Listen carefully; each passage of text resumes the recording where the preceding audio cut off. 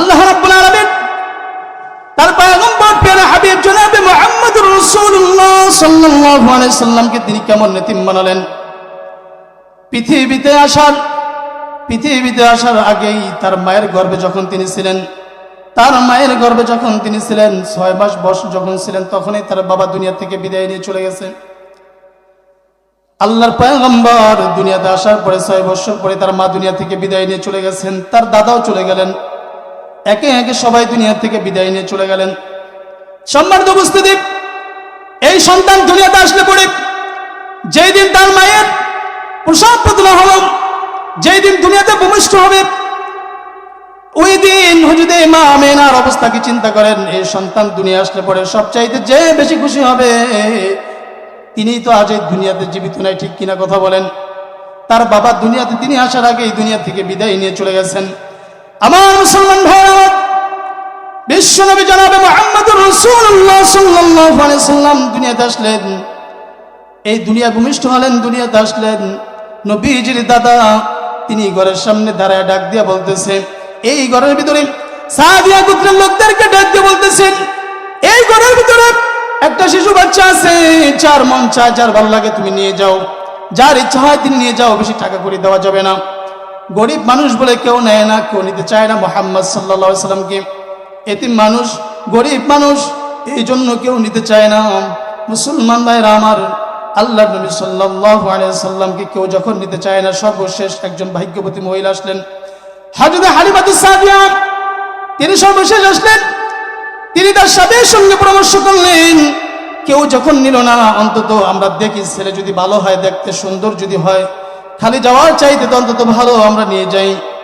ও মুসলমান ভাইরা আমার, আল্লাহর পয়গম্বরকে যখন নেওয়ার জন্য হযরত হালিমাতুস সাদিয়া তিনি যখন ঘরের ভিতরে প্রবেশ করলেন, মা আমেনার কোল থেকে যখন বিশ্বনবী জনাবে মুহাম্মদুর রাসূলুল্লাহ সাল্লাল্লাহু আলাইহি সাল্লামকে যখন কোলে নিলেন, কোলে নেওয়ার পরে তিনি চিন্তা করতেছেন, এত সুন্দর সন্তান তো আমার জীবনে আমি দেখি নাই।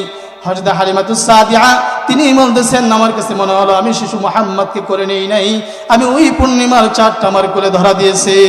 সুবহানাল্লাহ, ওই পূর্ণিমার চাঁদটা আমার কোলে ধরা দিয়েছে, এত সুন্দর ছিল বিশ্বনবী। মুসলমান ভাইরা আমার, হযরত হালিমাতুস সাদিয়া ঘর থেকে বের হলেন, আল্লাহর পয়গম্বর বিশ্বনবী জনাবে মুহাম্মদুর রাসূলুল্লাহ সাল্লাল্লাহু আলাইহি সাল্লামকে নিয়ে রওনা হলো। আসার সময় যেই গাদা সবার পিছনে পিছনে আসছে, ওই গাদাটা যাওয়ার সময় সবার আগে আগে রওনা হয়। বাড়িতে যাওয়ার পরে যেই পুকুরে পানি নেই, সেই পুকুরে পানি হতে শুরু করলো, যেই গাছে ফল হয় না সেই গাছে ফল হতে শুরু করলো, যেই খেজুর গাছে কোনো ফল নেই সেই খেজুর গাছে ফল হতে শুরু করলো, জমিতে যেখানে ফসল হয় না সেখানে ফসল হওয়া শুরু করলো।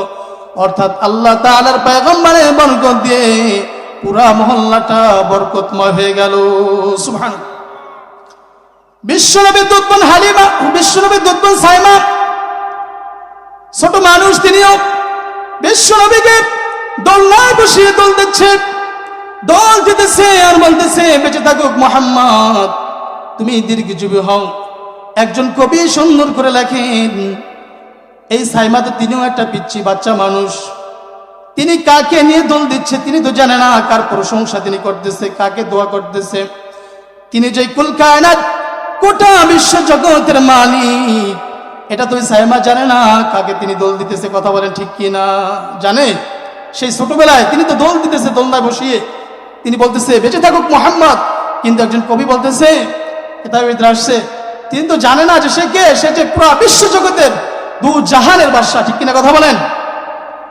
সম্মানিত উপস্থিতি, আল্লাহর পয়গম্বর 6 বছর বয়সে যখন তার বাড়িতে ফিরে আসলেন, ফিরে আসার পরে প্রতিদিন বিকালবেলা তিনি খেলা দেখতে যায় মাঠে ময়দানে যখন খেলা দেখতে যায়, মাঠে ময়দানে যখন খেলা দেখতে যায়, মতো অবস্থায় প্রতিদিন যখন সন্ধ্যা হয়ে যায় তিনি বাড়িতে চলে আসেন। ও মুসলমান ভাইরা আমার, একদিন হঠাৎ করে বিশ্বনবী বাড়িতে আর আসে না, কি ব্যাপার? তার মা চিন্তা করতেছে কেন বাড়িতে আসে না। বিশ্বনবী জনাবে মুহাম্মদুর রাসূলুল্লাহ সাল্লাল্লাহু আলাইহি সাল্লামকে তার মা খোঁজার জন্য ওই ময়দানে চলে গেলেন। ময়দানে যাওয়ার পরে কোথাও খুঁজে পায় না, তাকিয়ে দেখতেছে পাহাড়ের চূড়ায় বসে বিশ্বনবী জনাবে মুহাম্মদুর রাসূলুল্লাহ সাল্লাল্লাহু আলাইহি সাল্লাম তিনি কান্নাকাটি করতেছেন।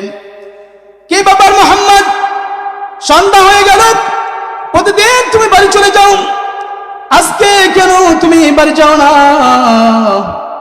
কি হয়েছে মুহাম্মদ, কেন তুমি এখানে বসে বসে কান্নাকাটি করো? ও মুসলমান ভাইরা আমার, আল্লাহর পয়গম্বর ডাক দিয়ে বললেন, ও মা, এই জায়গায় আজ কয়েকদিন ধরে খেলা দেখতে আসি, প্রতিদিন কেউ না কেউ এসে তার সন্তানদেরকে ডাক দেয়।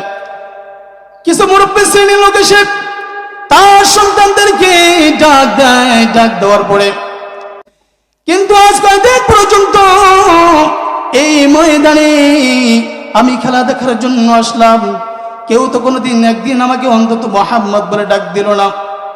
ও মা, আমার কি বাবা দুনিয়া জীবিত নাই? আমার কি বাবা দুনিয়া জীবিত নাই?